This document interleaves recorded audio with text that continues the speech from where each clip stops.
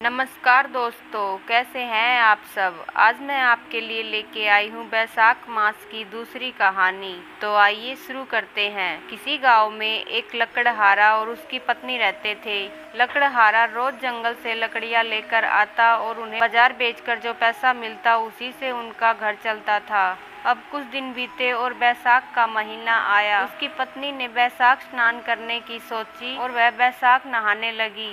रोज people Pathwari सींचती, Tulsi ji का पूजन करती, आंवले की पूजा करती, श्री हरि विष्णु की पूजा पाठ करती। पूजा पाठ करने के बाद अपने पति के लकड़ियों के गट्ठर से रोज एक लकड़ी निकाल कर रख लेती। इस तरह पूरा बैसाख का महीना बीत गया। अब उसने उन लकड़ियों का गट्ठर बनाया और भगवान विष्णु का नाम लिया और अपने सिर पर रखकर बेचने निकल पड़ी। कुछ दूर पहुंची तो उसकी लकड़ियां चंदन की बन गई। रास्ते में राजा का महल था। जब वो महल के पास से गुजरी तो चंदन की खुशबू महल के अंदर तक पहुंच गई।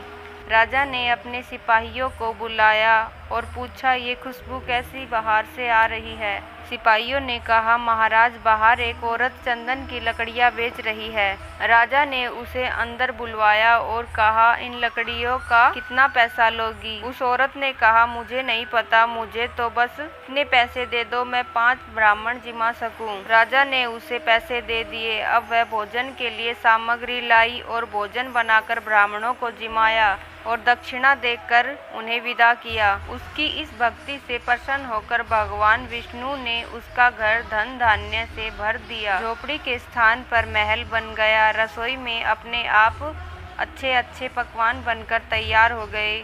उस दिन उसके पति की लकड़ियां कुछ देरी से बिकी तो उसे घर आने में देर हो गई। जब वो वापस आया तो उसने झोपड़ी के स्थान पर महल देखा तो उसे कुछ समझ नहीं आया। उसकी पत्नी आई और उसने उसे सारी बात बताई। दोनों महल के अंदर गए, भगवान का धन्यवाद किया और खुशी से जीवन व्यतीत करने लगे।